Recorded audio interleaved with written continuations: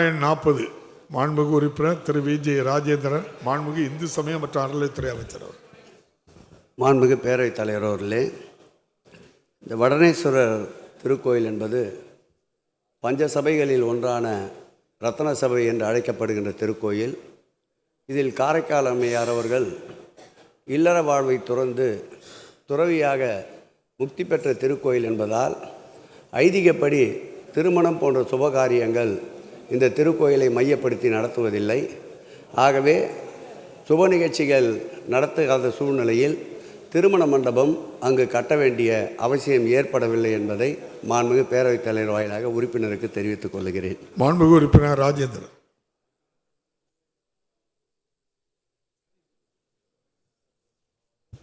மாண்புமிகு பேரவைத் தலைவர் அவர்களே, மாண்புமிகு முதல்வர் அவர்களை வணங்கி, என்னுடைய திருவள்ளூர் தொகுதியிலே இருக்கின்ற திருவேளாங்காடு நமது திருக்கோவில் வடாரண்யேஸ்வரர் திருக்கோவில் எத்தகைய விசேஷம் பெற்றது என்பதை அமைச்சர் அவர்கள் நன்றாக விவரித்தார். பஞ்ச சபையில் ஒன்றான அந்த ரத்தன சபை திருக்கோயிலில் ஒரு மண்டபம் தான் வேணும். இந்த மாந்திக பூஜை நடத்துறதுக்கு உண்டான இடம் தமிழ்நாடு முழுவதும் இருக்கக்கூடிய மக்கள் அங்கே வந்து சனிக்கிழமை வந்து மாந்திக பூஜை நடத்துகிறாங்க. அதுக்கு கோயில் உள்ளே இருக்கக்கூடிய சிறிய இடம் தான் இருக்குது. ஏற்கனவே துணை கேள்வியாக கூட அதை கேட்டிருக்கேன். ஒரு மண்டபம், தங்கும் ஸ்தலம், ஏன்னா சிவராத்திரி, ஆருத்ரா தரிசனம் போன்ற நாட்களில், பிரதோஷம் போன்ற நாட்களில் அங்கே தங்கும் வரக்கூடிய பக்தர்கள் தங்கக்கூடிய அளவிற்கு தங்கும் வசதிக்கு ஏற்படுத்தும் வகையில் விடுதி ஒன்று அமைக்க வேண்டும். அதை மாண்புமிகு அமைச்சர் அவர்கள் அதை கூர்ந்து ஆலோசித்து மாண்புமிகு முதல்வர் அனுமதி பெற்று அறிவிப்பார் என்று நம்புகிறேன். அது மட்டும் இல்லை, அந்த கோவிலுக்கு போகிற வகையில் திருப்பாச்சூர் என்கின்ற NH 205 ஒரு சிவன் கோயில் இருக்குது. அங்கே ஒரு பெரிய குளம் அந்த ஹைவேலே இருக்குது. நம்ம மாண்புமிகு முதலமைச்சர் எதிர்க்கட்சி தலைவராக இருக்கும்போது கூட அந்த குளத்தில் அடிக்கல் நாட்டி அதை சுத்தம் பண்ணி தண்ணீர் அங்கே இருக்க முடியாது செய்தோம். அதை வந்து சீர் செய்து, ஏன்னா திருப்பதிக்கு போகிற அந்த பாத யாத்திரைகள்லாம் நடந்து போகக்கூடிய சூழ்நிலை அந்த ஒரு டாய்லெட்லாம் கட்டி அங்கே ஒரு தங்கக்கூடிய இல்லை ஒரு சின்ன மண்டபமாவது ஏற்பாடு செய்ய வேண்டும் என்பதை தங்கள் வாயிலாக கேட்டு அமைகிறேன். மாண்புமிகு அமைச்சர் அவர்கள். மாண்புமிகு பேரவைத் தலைவர் அவர்களே, அவர் கேள்வி என்பது திருமண மண்டபம் என்றிருந்தால் அந்த பதிலை நான் சொன்னேன். அவர் இப்பொழுது மற்ற காரியங்கள் செய்வதற்காக மண்டபம் கேட்டிருக்கின்றார். உடனடியாக அதற்குண்டான துறை அதிகாரிகளை அனுப்பி ஆய்வு செய்து வாய்ப்பு இருந்தால் நிச்சயமாக ஏற்படுத்தி தரப்படும். மகா சிவராத்திரி என்பது கடந்த காலங்களில் இந்து சமய அறநிலையத்துறை சார்பில் நடத்தப்படாத ஒரு வரலாற்றை மாற்றி அமைத்து திருக்கோயிலின் சார்பில் 9 திருக்கோயில்களில் இந்து சமய அறநிலையத்துறையினுடைய திருக்கோயில்களின் சார்பில் மகா சிவராத்திரியை முதல் நடத்திய பெருமை மாண்புமிகு தமிழக முதல்வர் திராவிட மாடல் ஆட்சியில் சேரும். அந்த வகையில் அந்த திருக்கோயிலுக்கு மகா சிவராத்திரி பூஜை இந்த ஆண்டு நடைபெற இருக்கின்றது. அதேபோல் முக்தி பெற்ற காரைக்கால் அம்மையாருக்கு இந்த மாதம் 26ஆம் தேதி அங்கு ஒரு சிறப்புமிகு நிகழ்ச்சியை நடத்துவதற்கு சட்டமன்ற அறிவிப்பிலே கொடுத்திருந்தோம். அதையும் இந்த ஆண்டு இந்த 3வது மாதம் அங்கு நடைபெற இருக்கின்றது. உறுப்பினர் அவர்கள் கலந்து கொள்ள வேண்டும். அடுத்து திருப்பாச்சூர் திருக்கோயிலுக்கு சொந்தமான குளம் என்றார் செல்வாக்கு பெற்ற சட்டப்பேரவை உறுப்பினர். அது பஞ்சாயத்திற்கு சொந்தமான குளம். ஆகவே நீங்கள் உள்ளாட்சியை அணுகி அந்த குளத்தை மேம்படுத்தி கொள்ளலாம் என்பதை பேரவைத் தலைவர் வாயிலாக உறுப்பினருக்கு தெரிவித்துக் கொள்கிறேன். வினாக்கள் விடைகள்.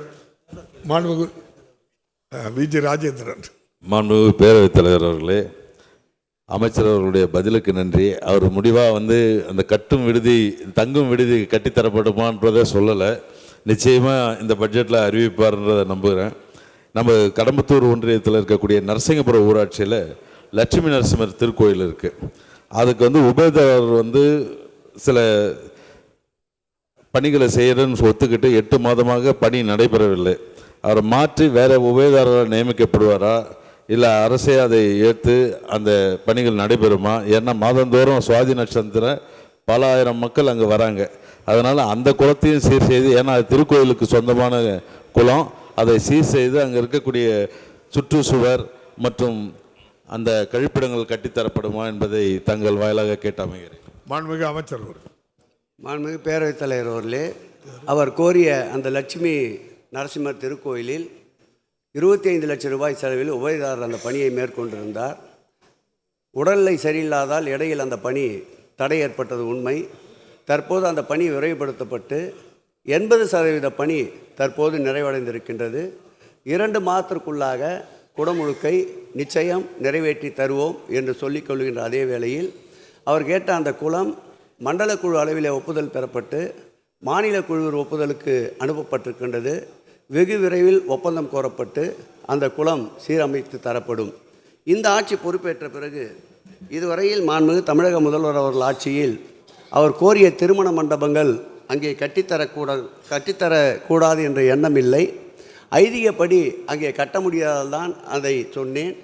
இந்த சட்டமன்ற கூட்ட அறிவிப்பு என்றார், கேளுங்கள் கொடுக்கப்படும், தட்டுங்கள் திறக்கப்படும் என்ற வாசகத்திற்கு சொந்தமான இந்த ஆட்சியில் இப்பொழுதே அவர் அந்த மண்டபத்திற்குண்டான பணிகளை மேற்கொள்வதற்குண்டான அனைத்து முயற்சிகளையும் இந்த ஆட்சி மேற்கொள்ளும் என்பதோடு மாண்புமிகு தமிழக முதல்வர் ஆட்சி பொறுப்பேற்ற பிறகு இதுவரையில் 85 திருக்கோயில்களுக்கு சுமார் 347 கோடி ரூபாய் செலவில் திருமண மண்டபங்கள் கட்டப்படுகின்றது என்பதை மாண்புமிகு உறுப்பினருக்கு இந்து சமய அறநிலையத்துறை வரலாற்றில் இல்லாத அளவிற்கு திருமண மண்டபங்களை அதிக அளவு கட்டித்தருகின்ற ஆட்சியாக இந்த ஆட்சி இருந்து கொண்டிருக்கின்றது.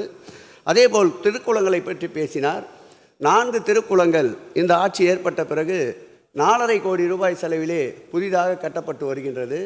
அதேபோல் நீர்மட்டம் உயர வேண்டும் என்பதும் தெப்ப காலங்களில் தெய்வங்கள் குளத்திலே சிரிக்க வேண்டும் என்பதற்காக குளங்கள் மாத்திரம் இந்த ஆட்சி ஏற்பட்ட பிறகு 120 குளங்கள் 33 கோடி ரூபாய் செலவில் புனரமைப்பு பணிகள் நடைபெற்று 60% மேலான திருக்குளங்கள் இப்பொழுது 100 ஆண்டுகள் 200 ஆண்டுகள் கடந்த நம்முடைய நாமக்கல் போன்ற திருக்கோயில்களில் தெப்பத் திருவிழா நடந்ததன் காரணமாக அந்த உள்ளூர் அமைச்சரும் அந்த மாவட்ட செயலாளரும் அரசுக்கும் மாண்புமிகு தமிழக முதல்வருக்கும் நன்றி தெரிவித்து அந்த மாநகர் முழுவதும் சோரொட்டி ஓட்டிய ஒரு வரலாற்று நிகழ்ச்சியும் இந்த ஆட்சியில் தான் நடைபெற்றிருக்கிறது என்பதை பேரவைத் தலைவர் வாயிலாக தெரிவித்து கொண்டு அவர் கோரிய கோரிக்கை வாய்ப்பிருப்பின் வசதிகளை ஏற்படுத்தி நிச்சயம் மாண்புமிகு தமிழக முதல்வர் கவனத்திற்கு கொண்டு சென்று நிறைவேற்றி தரப்படும் என்ற உறுதியை பேரவைத் தலைவர் வாயிலாக உறுப்பினருக்கு தெரிவித்துக் கொள்கிறேன். மாண்புமிகு உறுப்பினர் ஓ பன்னீர்செல்வம்.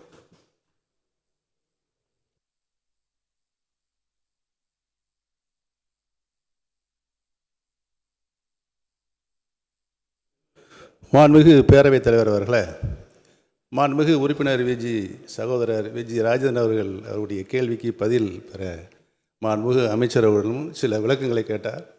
அவர் அந்த கேள்வியை கேட்கின்ற போது மாந்திரிக பூஜை பற்றி சொன்னார். மாந்திரிக பூஜை என்றால் என்ன என்பதற்கு மாண்புமிகு அமைச்சர் அவர்கள் தக்க விளக்கத்தை அளிப்பார் என்பதை கேட்க விரும்புகிறேன். மாண்புமிகு பேரவைத் தலைவர் அவர்களே, அவரும் ஆன்மீகவாதி. நீண்ட நெறிய படிக்கட்டுகளில் பல திருக்கோயிலில் அவர் எண்ணங்களை நிறைவேற வேண்டும் என்பதற்காக சுற்றி வருபவர்.